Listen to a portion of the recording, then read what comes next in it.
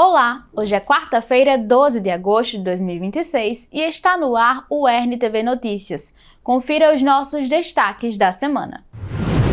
Produtores utilizam novas tecnologias para a produção de caju no Piauí. E apresenta também uma produtividade bem maior em relação a outras variedades que nós temos no mercado. E os produtores têm acreditado cada vez mais investido nela. Lei Maria da Penha completa 20 anos de amparo e enfrentamento à violência contra as mulheres. Aí eu fui compreendendo mais como funcionava, através do trabalho também, os atendimentos com as mulheres. Eu comecei a entender mais e me fortalecer também, porque isso é muito importante, né? Uma pesquisa na região sul revela fósseis e descobertas da vida marinha. A gente começou então a encontrar algumas amostras relacionadas a esses indivíduos, esses organismos. No Piauí, a planta jaborandi contribui para a fabricação de produtos farmacêuticos. Uma vez que a gente já fez a seleção das plantas para essa condição, agora a gente consegue expandir para outras áreas com um clima semelhante também.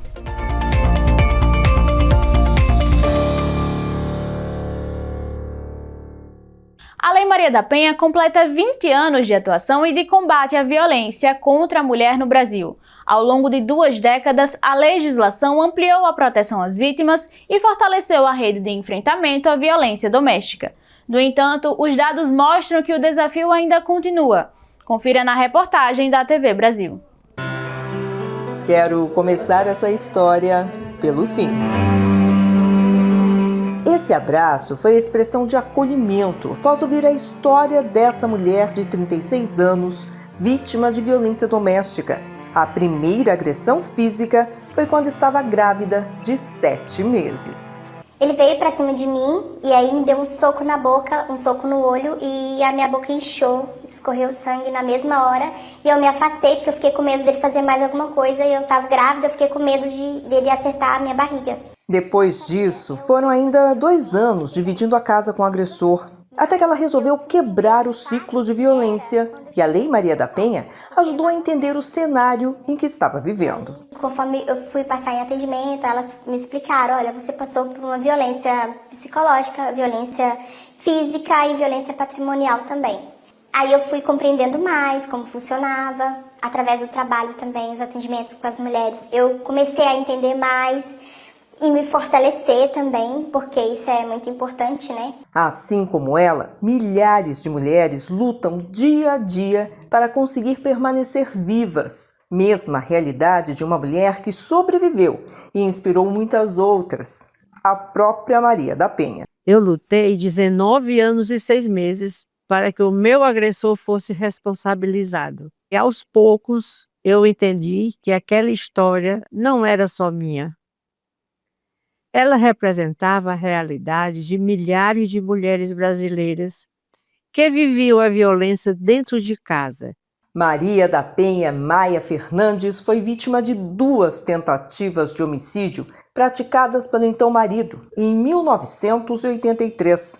O caso chegou até a Comissão Interamericana de Direitos Humanos e deu origem à Lei nº 11.340, sancionada em 7 de agosto de 2006, o que mudou a forma como o Brasil enfrenta a violência doméstica. Segundo a Pesquisa Nacional de Violência contra a Mulher, realizada pelo Data Senado, cerca de 3,7 milhões de brasileiras sofreram violência doméstica ou familiar no último ano. Mesmo assim, mais de 2/3 das vítimas não procuraram a polícia. Essa dificuldade está ligada ao chamado ciclo da violência. Primeiro surge o controle, as ameaças e as humilhações. Depois vem as agressões. Em seguida, o suposto arrependimento do agressor e a promessa de mudança fazem que muitas mulheres acabam desistindo da denúncia e permanecem na relação. A mulher que está em uma situação de violência, o primeiro passo é ela falar sobre esse assunto. Falar com alguém, uma amiga, a mãe, a vizinha. Depois dela falar, ela vai conseguir caminhar e procurar uma vida sem violência, que é um direito de todas nós, mulheres. A Lei Maria da Penha foi criada para proteger as mulheres e interromper um ciclo de violência. Mas quando essa proteção falha e a violência chega ao extremo, o único caminho é a denúncia. A mulher pode sim denunciar em qualquer delegacia, mas nesse momento ela precisa de acolhimento e de empatia. Mas em todo o estado de São Paulo, são apenas 144 unidades da Delegacia de Defesa da Mulher. Nesses 20 anos da lei, ainda permanece um grande desafio: fazer com que a denúncia, a rede de apoio e Estado consigam agir antes que mais uma mulher seja assassinada.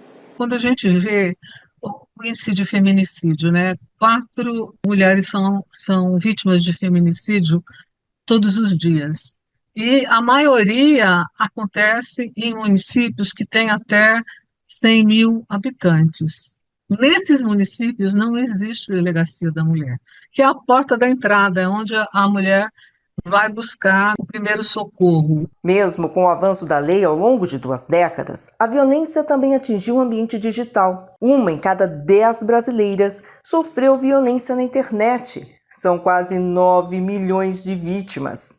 O Congresso Nacional discute projetos para combater a misoginia na internet e ampliar a responsabilização dos agressores no ambiente virtual. Acredito que podemos construir um Brasil onde nenhuma menina cresça aprendendo a ter medo. Um Brasil onde nenhuma mulher seja deixada para trás. Esse é o futuro que eu sonho. E esse é o futuro que eu convido para você construir comigo. A Festa do Bode de Mossoró movimenta produtores e a economia da região.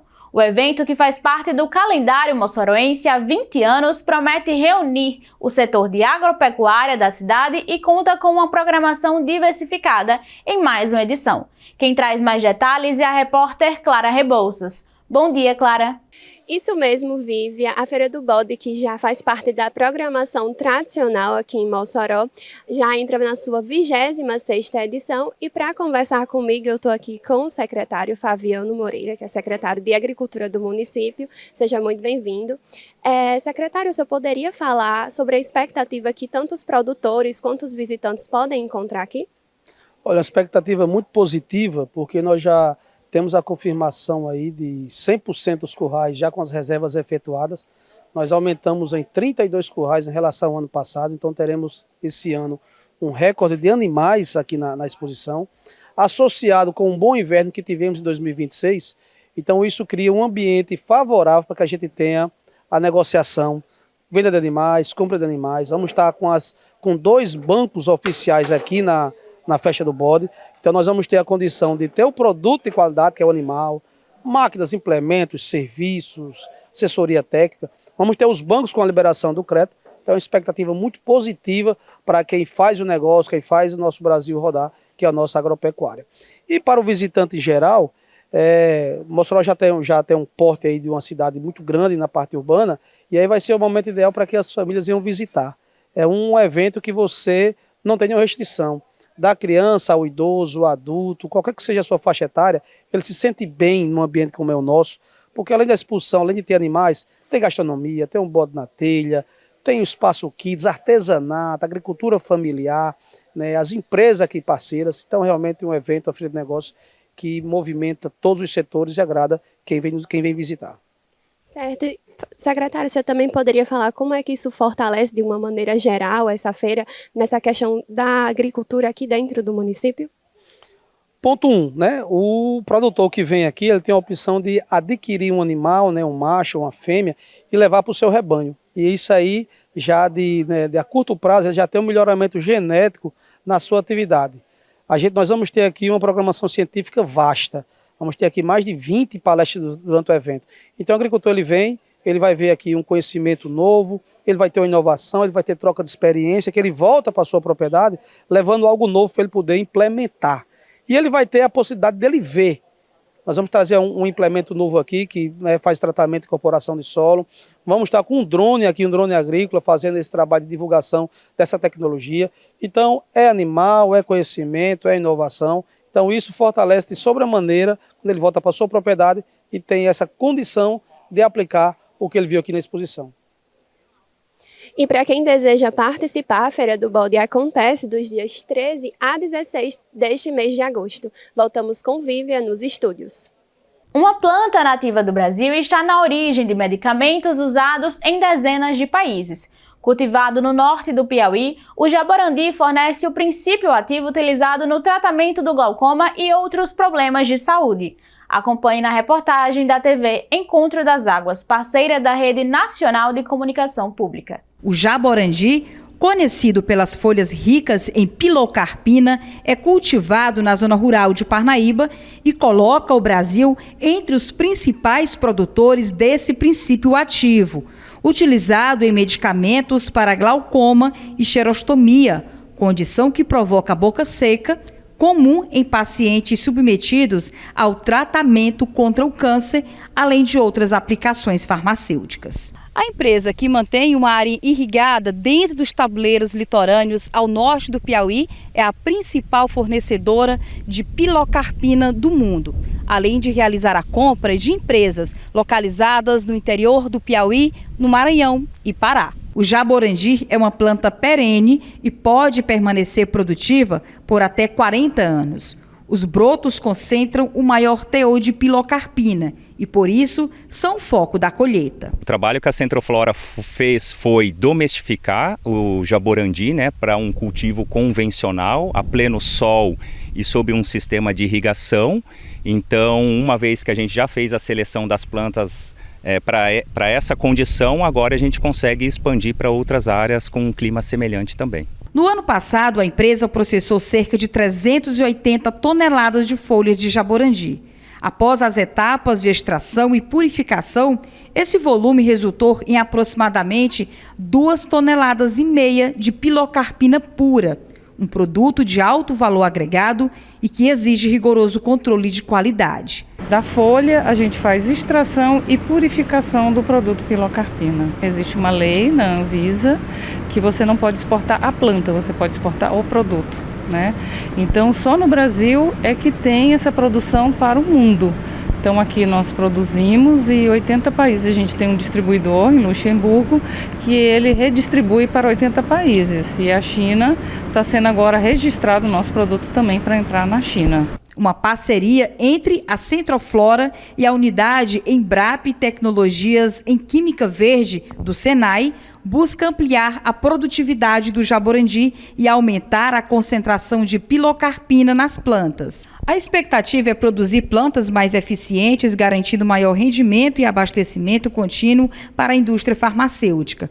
O trabalho também envolve comunidades extrativistas da região norte que realizam a colheita sustentável do jaborandi, preservando a espécie e garantindo renda. São associações, que eles se reúnem, eles extraem a planta, a gente dá treinamento para que a planta não matem a planta, e sim reproduza, cada ano tenha mais plantas e a gente reparte esse lucro com eles. Hoje, a pilocarpina produzida no Piauí está presente em medicamentos comercializados em mais de 80 países, entre eles Estados Unidos, Japão, Coreia do Sul, China e diversas nações da Europa. Da pesquisa científica ao campo e da indústria às farmácias de todo o mundo. O jaborandi mostra como a biodiversidade brasileira pode gerar inovação, desenvolvimento sustentável e colocar o Piauí em destaque no mercado farmacêutico internacional. Vamos agora para um breve intervalo. Voltaremos em instantes.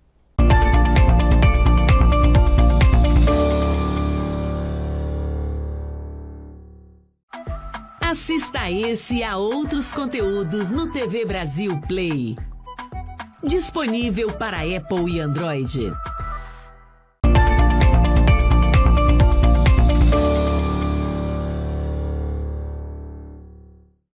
No Piauí, agricultores estão adotando novas técnicas para melhorar a produção de caju. Com o uso de tecnologia e orientação técnica, produtores buscam aumentar a produtividade e melhorar a qualidade dos frutos, além de garantir mais renda no campo. Veja na reportagem da TV Brasil.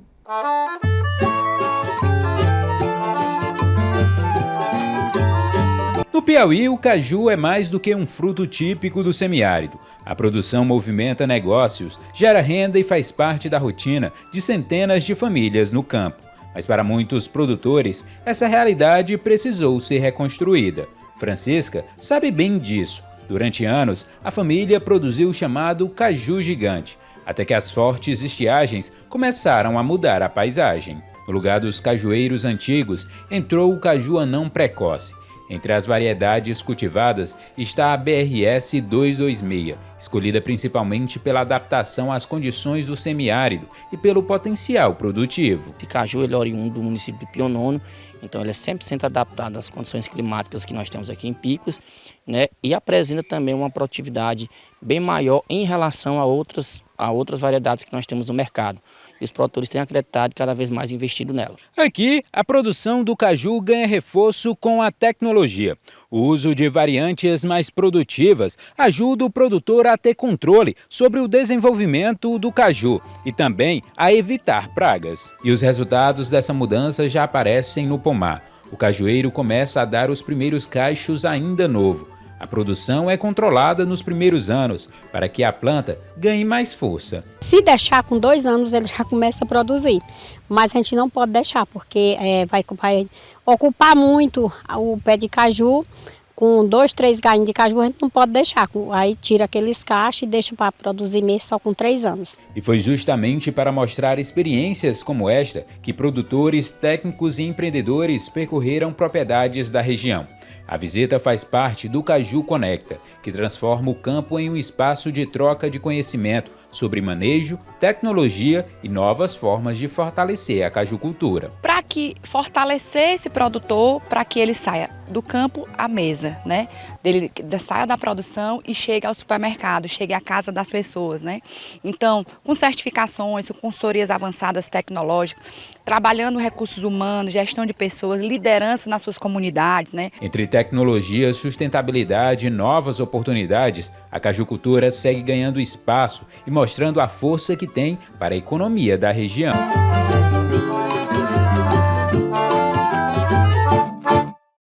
Se aproxima a 20ª edição da Feira do Livro de Mossoró, que acontece anualmente e mais uma vez será sediada na Universidade do Estado do Rio Grande do Norte. Quem traz mais informações é a repórter Amália Ribeiro. Bom dia, Amália.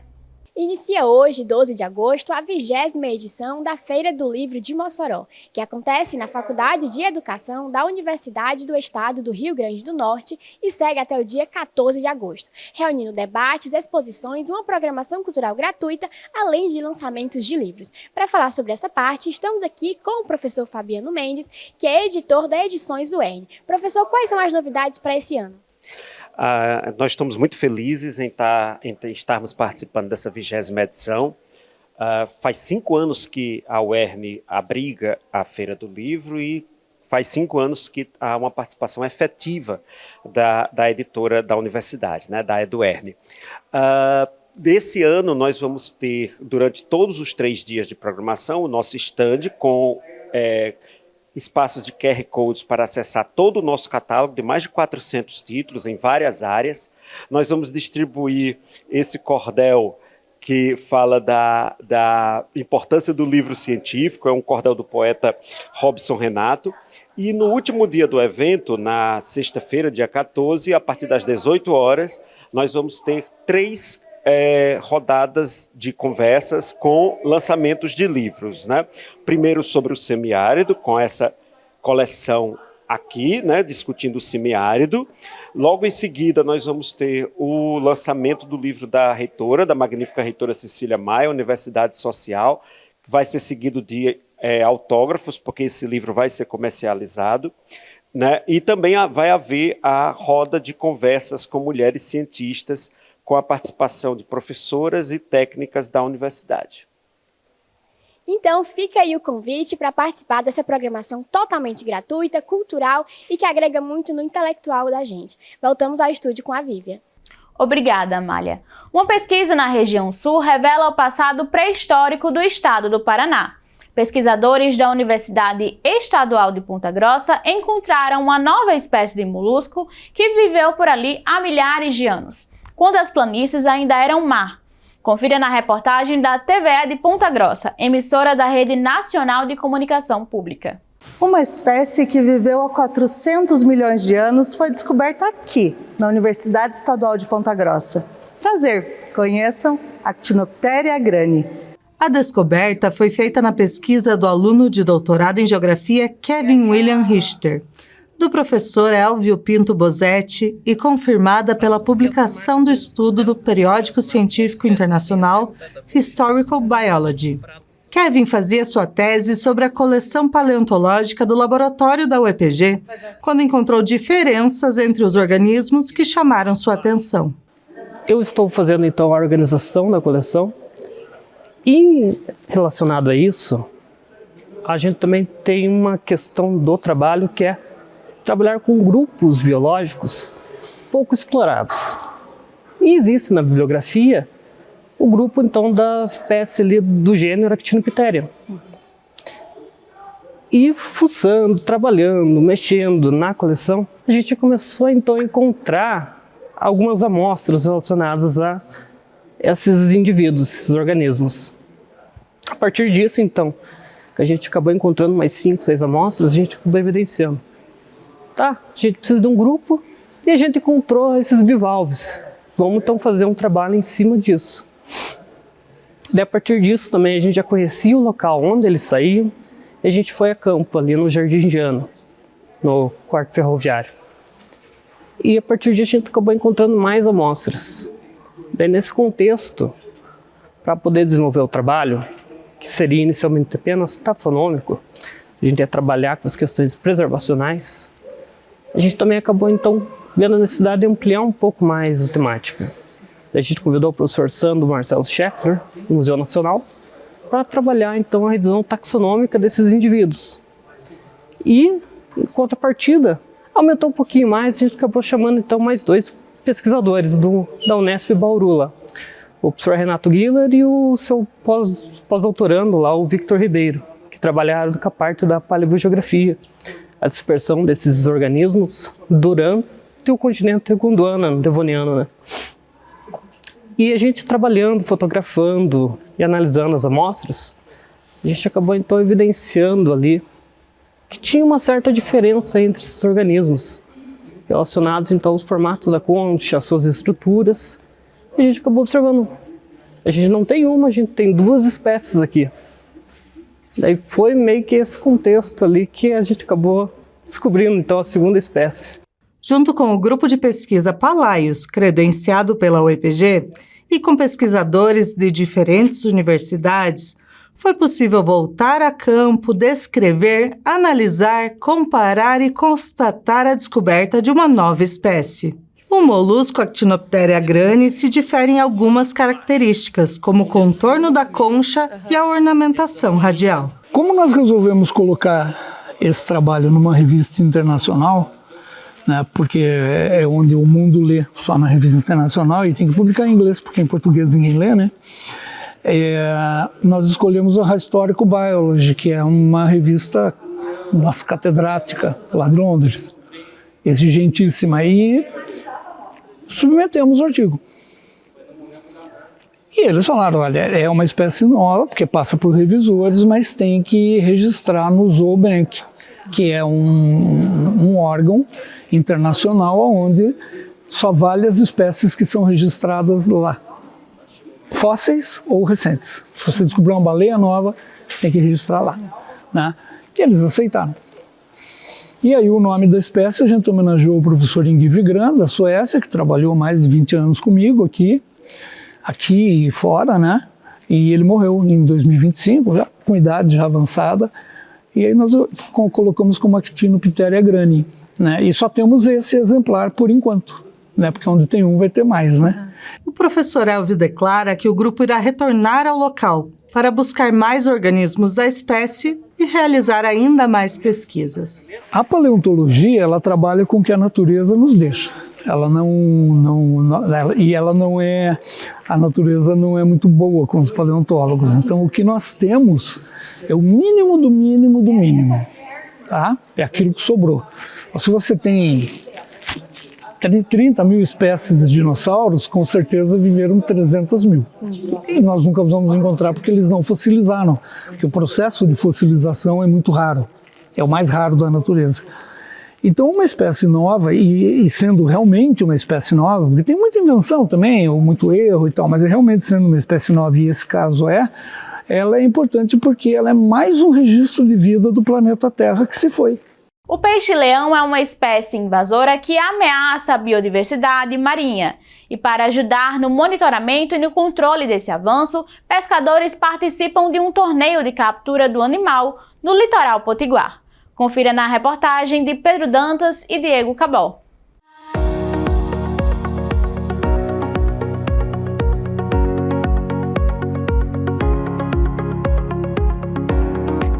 O peixe-leão, espécie invasora que ameaça a biodiversidade marinha, é o alvo de um torneio que reúne pescadores em uma ação de monitoramento e conscientização.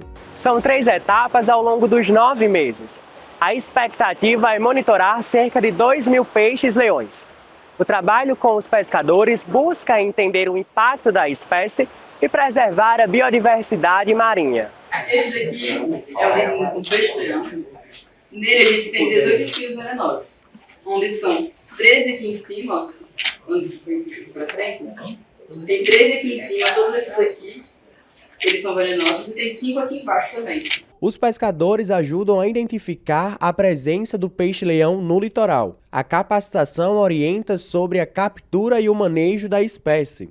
O peixe-leão é predador e pode consumir outros animais marinhos, afetando diretamente a cadeia alimentar. O peixe-leão é uma espécie exótica e invasora, ou seja, além dela não ser nativa do Brasil, ela tem um comportamento de invasor. O que é esse comportamento? Ela ocupa lugares dos bichos nativos, ela come espécies nativas, causando um severo impacto. No Caribe, ela está instalada há mais de 30 anos. E é um problema, porque ele se reproduz várias vezes ao ano, com milhares de ovos, não tem predador natural. Além de ajudar na coleta de informações, o trabalho amplia a percepção sobre os riscos provocados pela espécie, inclusive para os próprios pescadores. Que a gente não sabia o quanto aprendeu hoje, né? É ter mais cuidado e saber que realmente ele causa um grande dano ao meio ambiente e o acidente também pode causar grandes perigos ao próprio pescador, entendeu? Pelo que foi passado aqui, é um peixe muito perigoso, tem que ter o maior cuidado para capturar esse peixe, né? Para quem vive da pesca, encontrar o peixe-leão também chama a atenção para a presença da espécie no litoral. Os relatos dos pescadores ajudam os pesquisadores a entender onde o animal está sendo encontrado e como ele vem se espalhando pela região. Então, depois que esse peixe começou a aparecer, esse peixe-leão, que eu já vi ele lá no mar de Baía Formosa, ali para o lado de Areia Branca, lá na gente, ali todos. Então, é uma espécie que já está alastrada. O litoral norte do estado possui, além da pesca, fortes atrativos naturais e que trazem turistas para visitar os parrachos. Em ambos os casos, a preocupação dos órgãos ambientais é para que o desequilíbrio no ecossistema marinho possa ser contido o quanto antes. A gente sabe que o peixe-leão é uma espécie exótica, né? Ela está chegando agora no litoral, é tudo muito novo, mas assim, a gente acha fundamental esse projeto que a UFESA está fazendo, né, junto em parceria com a UERN. E a preocupação da gente também com o turismo é justamente a questão de acidente, não só com o turista, mas também com o pescador que vive aqui na região, né? Então, é de fundamental importância esse projeto, porque ele acaba explicando muitas questões de como lidar, né, com o peixe-leão, como caçar, e assim, torna os pescadores ativos nesse processo e fazendo parte realmente desse controle ambiental aqui na região. E a gente só tem a ganhar com essa união entre a comunidade pesqueira e os órgãos, as entidades que estão fazendo parte desse projeto. A gente fica muito feliz.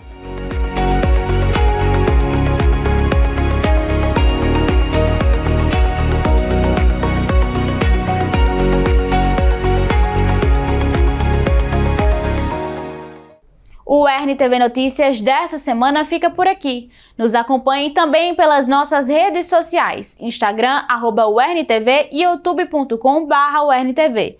Muito obrigada pela sua companhia e até a semana que vem.